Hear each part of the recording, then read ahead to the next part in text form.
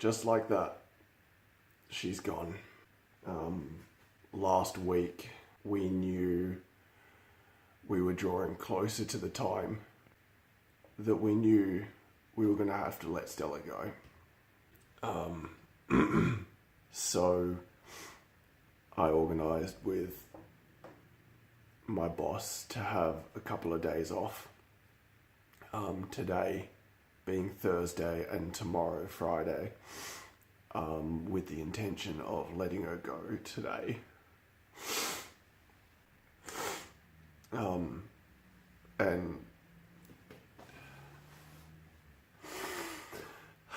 that was and that was last week. So we knew it was coming. And then Friday rolls around, and we've noticed that the lumps on Stella's throat have gotten worse. And her breathing was a little bit unsteady. And we took her to the vet, and her heart rate was up and all of that. So we knew time was coming up. And on Saturday, my wife and I realised that she probably wasn't going to make it through till Thursday. So Saturday night at 1 a.m, my wife gets up to get ready for work, and she knew that something wasn't quite right with Stella. She wasn't being herself. So she went off to work, and then both Stella and I didn't get much sleep that night. I could hear Stella really struggling to breathe. She was having a real hard time getting comfortable, and her breathing was seriously hindered. She was having a hard time. But it's still dark, so I sat there with her, and I patted her for a while, and she went to sleep, and then I went back to sleep, sort of, here and there. And then I get up in the morning, and I look at Stella, and it's light, so I can actually see. So I can see I could see that she wasn't looking too good. The lumps on her throat were massive. And the problem with lymphoma is that I think, I don't know, it's hard to keep track. The lymph nodes process proteins and whatever else, and because they're not working, they don't do what they're meant to, and fluid builds up around them. And so Stella's entire throat, all around her face, was just, it was shocking. She was so inflamed. So we knew it had to be then, Sunday, because we couldn't let her go on. So we called our family and said, we said, if you want to say goodbye, have one last sort of moment with her, today's the day, because we're going to have to let her go today. So we made the call to the vet, and he said, yeah, I'm on call all day. I'm only 5 minutes away. Give me a call when you're ready for it to be done, and I'll be there. And we'll do what needs to be done. So we had our families come over, and we bought Stella a burger. Sounds stupid, but it was just a little bit of joy for her. And she enjoyed it, but she struggled to eat it. We could see just how overnight, how bad everything was interfering with everything. So she struggled to eat that, but she ate it. And we gave her some quiche and bacon and chips and whatever. All the things you can't or shouldn't, but hey, we knew it was going to be her last. So we may as well make it the best. So once everyone had given her the attention and said their goodbyes and all of that, I made the phone call to the vet and I said, okay, it's time for the deed to be done. And he said, yep, I've just been called away, the emergency vet, so I've been called away, so it'll have to be in a couple of hours from now. I said, sure, I understand, it's just the way it is. And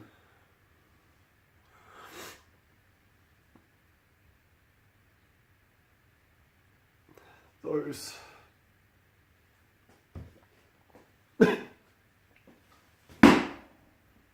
and those last 2 hours were the longest 2 hours of my life, and yet somehow they will never have lasted long enough,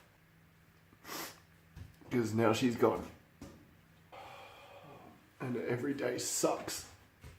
Just everything we do now is a constant reminder of what we don't have anymore. You know, things like we come home from work and you open the front door, and where there used to be 2 dogs, there's now only 1. The first night, Sunday night, I go to feed Daisy, and I realise I'm only filling 1 bowl. I go to refill the water bucket that's outside, which we were having to do almost twice a day, and there's this much gone. So the vet comes in and I guide him into our bedroom where we have her in my wife's arms, sitting on the bed, and he pulls out the green syringe, and we're both sitting there on the bed with the dog. Kels hugging her, and the vet does his thing, and 10 seconds later, if that, she just falls into Kels's arms,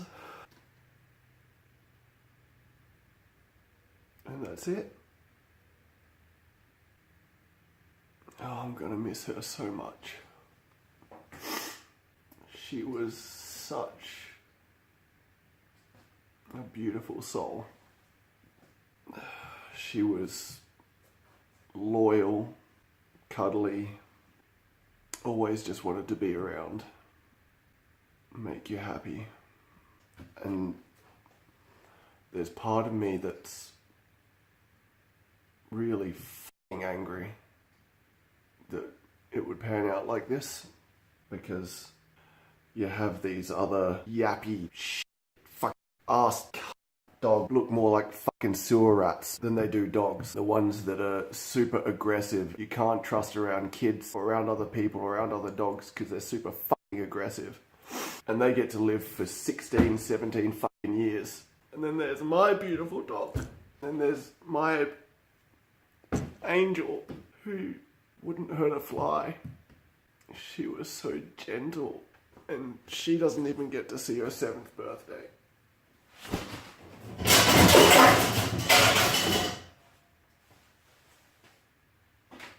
And it's a heartbreak that I didn't see coming. I knew it was going to be difficult, but it is soul crushing. It's only been 5 days, but I feel like it's never going to stop hurting.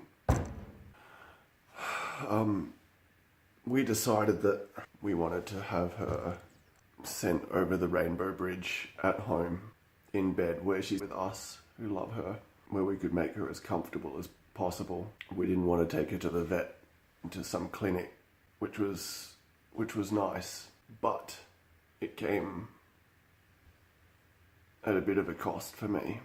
And that's that, being that it was a Sunday, there weren't any services to remove Stella from the premises. And we had to get her to the vet because we're going to have her cremated, which meant that once she'd been put to sleep,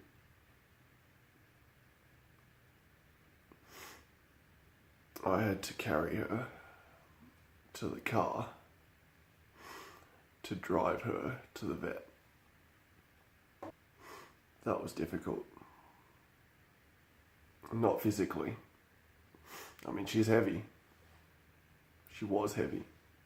She was 68 kilos. She was overweight.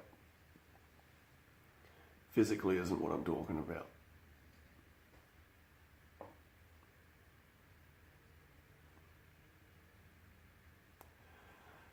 It was hard for me to carry my girl, lifeless, out of her home. Thankfully, we had our family, and thankfully I had my dad, because he was the one that drove her, and I went in a separate car with other family. We couldn't all fit in one car. So I can't thank my family enough for being there for us. I just wish we had more time with her. I would like now to spend the next few minutes taking you on the journey that was our time with Stella.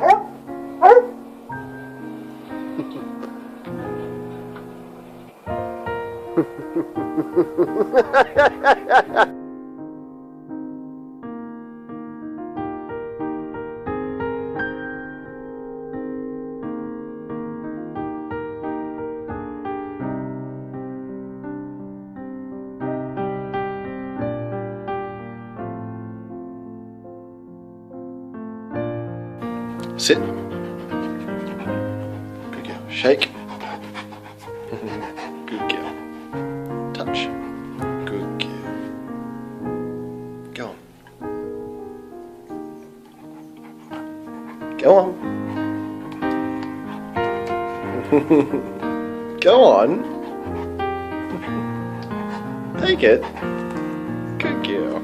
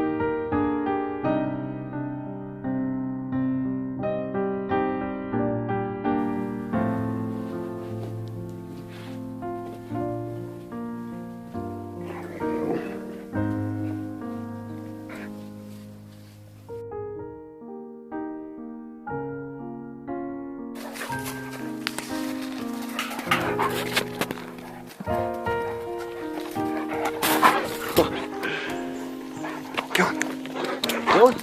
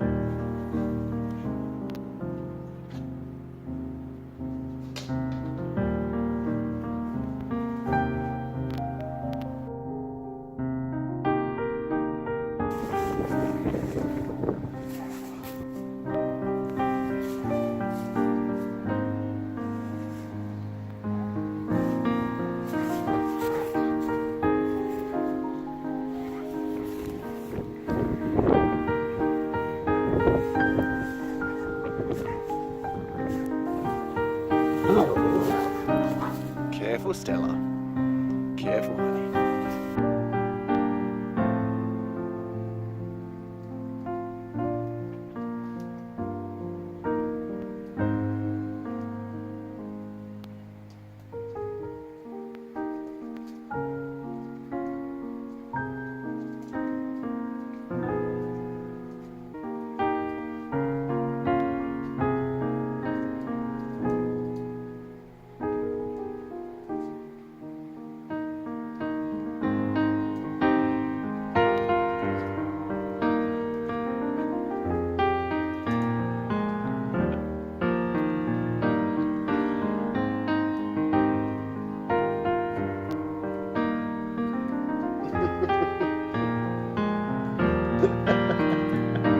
Good girl, Stella.